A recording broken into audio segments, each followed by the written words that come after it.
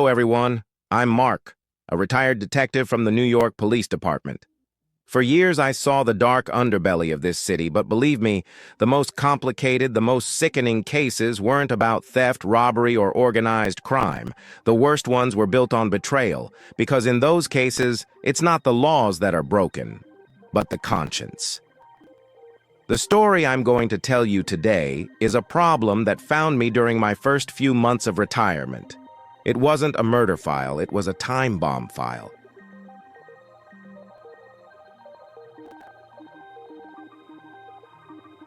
My wife and I had moved to a quiet, suburban neighborhood in New Jersey. Our neighbor was a successful financial consultant named Arthur. Arthur lived next door, but the walls he built between our houses were not as sturdy as the walls he built around his own life. Arthur seemed like a typical success story. Luxury cars, a flashy house, and his wife, Clara. Clara is the woman at the center of our story. At the time, she was 6 months pregnant. She was a vibrant, smiling, almost picture-perfect, expectant mother. But beneath the innocent, pure joy of her pregnancy, there was a pitch-black darkness, like the submerged part of an iceberg. Arthur had one major problem: alcoholism. He was successful, he was rich, but every night he came home with a glass of whiskey in hand. This was a curse for Clara, but also an opportunity. Because after 2 double whiskeys, Arthur would pass out in his armchair, and all the defense shields he had built up on his phone would drop. Clara started using the silence in the house after her husband fell asleep. Everything actually started with a suspicion. Arthur's recent constant excuses about business trips, his tired returns home, a suspicion that grew with the hormones in the body of a woman in her 6th month of pregnancy.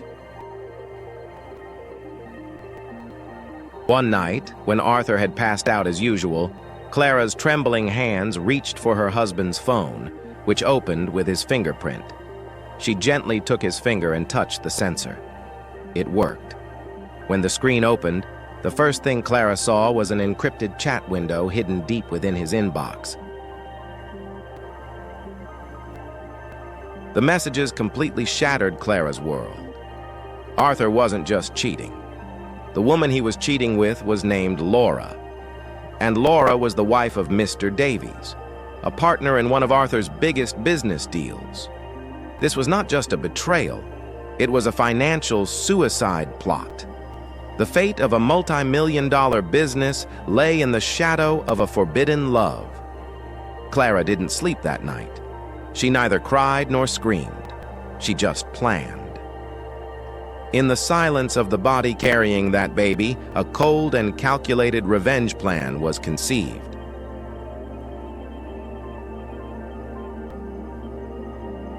Clara came to me a few days later. She knew I was a retired detective. She wasn't looking for legal help. She wanted justice. All she asked of me was to deliver this information to a safe place and prevent a potential disaster. She was sitting at my table. The natural glow of pregnancy had turned into a cold, steel determination. "Mark," she said. Her voice was faint, but every word hammered into my brain. My husband's alcohol was his only weakness, and I used that weakness to map out all his lies. Arthur isn't just having an emotional affair with Laura. They are leaking business secrets to Mr. Davies' biggest rival. Arthur's alcoholism allowed Clara to record his conversations while he was passed out. Clara brought us hundreds of pages of messaging screenshots and some terrifying audio recordings. In those recordings, Arthur was heard telling Laura, "When we sink Davies, we'll use the money we make from this deal to start a new life." Inside the letter, she put a USB drive containing proof of both Arthur and Laura's emotional and financial betrayal. She wasn't just exposing her husband. She was saving Mr. Davies from a complete personal and professional ruin. But she was also aware that by doing so, she was unleashing a storm. Clara asked me to mail the letter. "Mark," she said, "I am a pregnant woman. I would be the first person my husband suspects. You are a retired cop. No one will suspect you. This is for my baby's future. I sent the letter. At that moment, I acted not as a detective, but as a servant of conscience. I knew this letter would bring violence to that quiet New Jersey neighborhood, because Mr. Davies was not just a rich businessman. His name was whispered in the back alleys of the city as the one who took care of dirty business. In the week following the mailing of the letter, a strange tension began in the neighborhood. Everyone seemed to be doing yard work, but no one was looking into each other's eyes. I watched Arthur's house from my window every night. Mr. Davies's reaction was predictable: rage, destruction, and reckoning. However, Davies was not an ordinary betrayed husband. He was a professional player. He hid his emotional reaction. A few days later, Davies's expensive black SUV appeared in front of Arthur's house. The two burly men in suits who got out of the car didn't go to Arthur. They went to Laura. Davies was going to punish the betrayal both at home and at work. Laura instantly disappeared. This was the first warning for Arthur. Arthur, however, didn't understand the situation. He thought his wife was stressed because of her pregnancy and started drinking more. Meanwhile, Mr. Davies quietly began investigating Arthur's financial empire. The business secrets Arthur leaked to Laura ended up in Davies's hands. Davies not only sank Arthur's rival using the leaked information, but also completely isolated Arthur in the business world.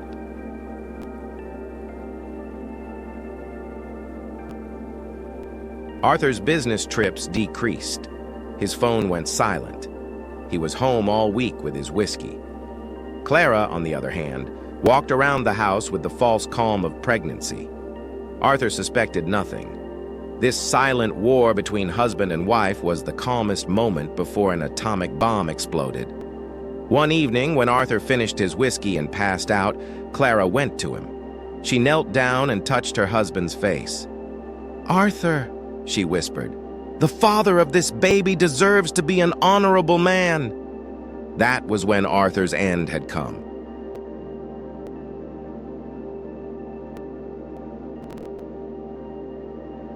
The final curtain opened on a Saturday night. Clara told me about a final call she found on Arthur's phone. Arthur was due to receive a large payment from Mr. Davies's rival, the meeting place, an abandoned warehouse outside of town. After Clara told me this, she called Davies from an anonymous number. She only said one sentence: "Arthur will be caught stealing your money tonight at 11 o'clock. 10:45 p.m. I saw Arthur leave. He was wearing his best suit, a briefcase in his hand. Perhaps he was planning to take that money and run with a last glimmer of hope. The man who had passed out from whiskey was gone, replaced by a cornered instinct for survival. He got into his car and quickly drove away. Even though I knew as a police officer I shouldn't go, I couldn't resist my conscience as a man. I jumped into my car and followed him, keeping a safe distance. When we reached the abandoned warehouse, Arthur got out of the car. He opened the door and walked inside with his briefcase. No one was supposed to be inside, only the rival businessman's men. However, the first person who entered the warehouse was not Arthur. Mr. Davies's black SUV was already parked on the side of the warehouse. Davies was there before me. Seconds later, a muffled sound was heard from inside. Then a single gunshot echoed. Boom! At that moment, the silent war that began in that quiet New Jersey neighborhood had ended with a ruthless finale. Mr. Davies was not just a betrayed husband. He was a cold and calculated businessman who had delivered his own justice. The police arrived, of course. I gave my statement as a witness. In Arthur's wallet, a detailed list of all his escape plans with Laura was found. He was on a complete suicide mission. Mr. Davies was not at the scene, but one of his men had surrendered. Self-defense, he claimed. He alleged that Arthur had fired at Davies. I didn't believe it, but there was no evidence. Clara's plan had worked. Her baby was saved from the legacy of a cheating alcoholic and accomplice father. Arthur's death provided Clara with a large insurance payout and a peaceful life under Davies's silent guarantee. Sometimes it's not the laws, but the broken conscience of a pregnant woman that delivers the fairest verdict. This was one of the most complex and coldest reckonings I, Mark, have ever witnessed.